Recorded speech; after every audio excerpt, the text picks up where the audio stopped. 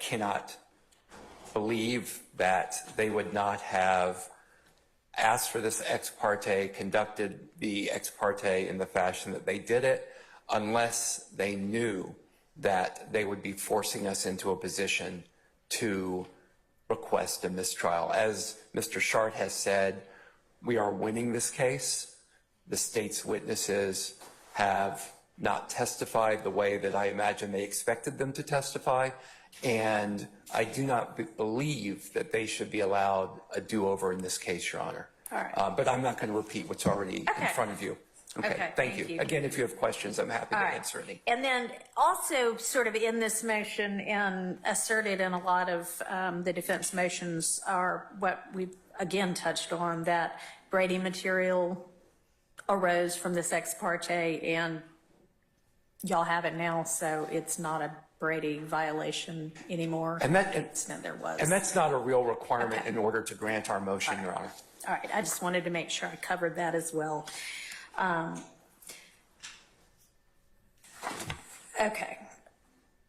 Does the state want to be heard with regard to anything not already in their response? Yes, Your Honor. Okay. Just based on Defendant Kendrick's representations to the court and others that they're winning, and therefore we goaded them. If they're winning, then let's just keep it rolling, because the state vehemently objects to a mistrial. Okay. And I am unclear how we are arriving at the conclusion that the state, in conducting something according to the rationale presented to the court by the defendant so far, that the state never intended that they find out about in an effort to cause them to do something.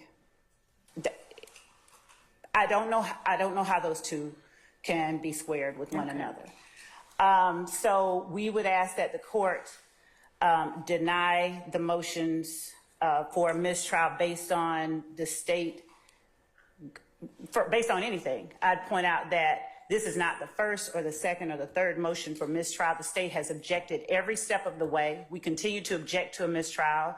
Again, if they feel they're winning, let's keep it rolling. And we would ask that the court just deny it. Of course, the court is aware that the issue here is not whether anyone acted improperly, but what objective the prosecutor is trying to achieve. It does not make sense to assert on the one hand that we want you to not ever learn about it, and on the other that we are intending that you be goaded into an act by our doing it. Okay. So, thank you.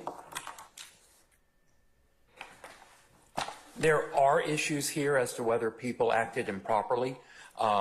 Perhaps that does not go to the goading, but I don't want to, it's clear in my motion that we are arguing that there was improper conduct by both the state and the judge that violated Mr. Kendrick's rights. He has been locked up in Rice Street for 22 months. I have done everything that I can to move this trial along. I filed a motion, I believe at the end of March or early April, to try to get this trial moving at a more deliberate pace. That motion was essentially denied.